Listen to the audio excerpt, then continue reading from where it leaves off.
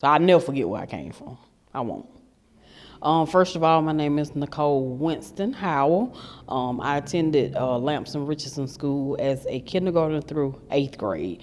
I graduated from Lamson-Richardson 8th grade in 1991. I was class of 1991. And this is, you can see if you get a chance to show a picture of it, this is our 8th grade graduation program that was directed by Mr. Hobart Harris. And of course, it has the class roster, and that's something funny because I went in, it was only 1, 2, 3, 4, 9, 18, 19 students in the class.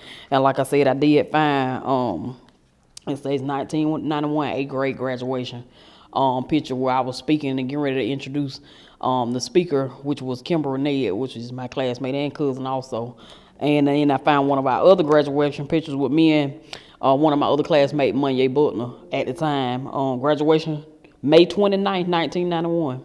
And it said, the best, no less, together at Lamson-Richardson School. And I thought that was important.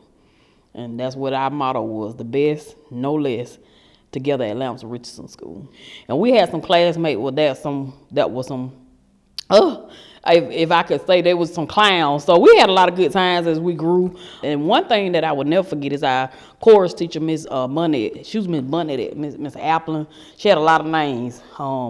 But she was one, Miss Johnson, our 5th grade teacher. She was the chorus teacher. We had one of the best choirs that you ever would want to hear. She was our music director. She taught a lot about the can and why this song meant this and why you sung it and why you had to put this expression in it. So we learned it was a lot of history involved with the music also. So that's another thing that stands out of my mind. I still love singing to this day due to the fact that we were taught at an early age, and I can remember as far back as 4th grade, if I'm thinking right, that I started taking music at Lamson. I'm going to tell you, that's one of the memories. When you keep asking me about memories, if you wanted the best peanut butter and jelly, came from Lamson-Richardson. Because it was toast, they would cook us toast, and then they mixed the peanut butter and jelly together, and we ate that together. It was the best peanut butter and jelly you ever want to eat. Much love, much respect, and much honor is due to our lunchroom staff, Miss Erlene, Miss Phelps, Miss Felton. We had a number of people in the lunchroom, on the lunchroom staff, but they were all family. And they fed us like we were all family. They put their heart and soul into the meals. We all were healthy kids because the lunchroom staff believed Miss Phelps didn't play about her kids eating. So that's another thing that stands out in my mind, the food and the nutrition. It was nutritious food, but it was also good food, and it was well cooked. It was food cooked with love. It's another thing that stands out in my mind when you say memories. Mr. Harris also had this thing that we did at graduation.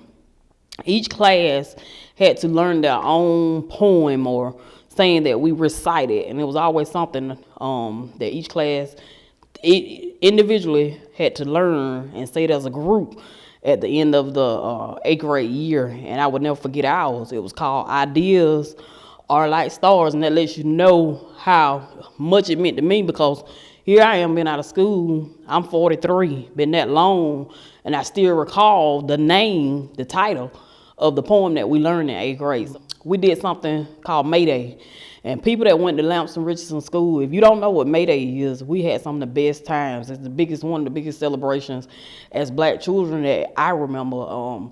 It's something that I wish we could bring back or just have like a reunion and somebody plant the maypole, and it was a combination of yellow and green and just pink and all different colors. It would be about 10 ribbons, and you learn how to plant the maypole. And being in Marshallville, if you know where Marshallville is, where Lamson-Richardson is located, that was the only school, of course, for Black people. There was another private school, but I'm not even very familiar with it. But all we knew, and all my parents' drill was, we knew we were going to Lamson-Richardson. We knew it was family tradition. My dad went, my mom went to Lamson-Richardson, and even for them, my father is 69 and my mother is 66. For them going to Lamson-Richardson, they didn't have a choice either. That was the only school at the time, so they went there as young adults. Also, they didn't have a choice. You had to get the best education you could at the school that was available.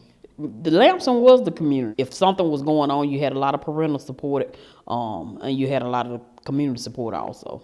The biggest thing with me is making sure that I'm setting the right example because I'm a product of Lamson-Richardson. So I don't want to be out there being a product and then putting out the wrong example, So that's one of my biggest things is making sure that I'm setting a positive, let me say that, positive example that came from Lamson-Richardson, because we bred some lawyers, some doctors, and still got people growing into, whatever they supposed to be at this time, But we produced, and Lamson produced a lot of educated, professional, let me say that, men and women, yeah.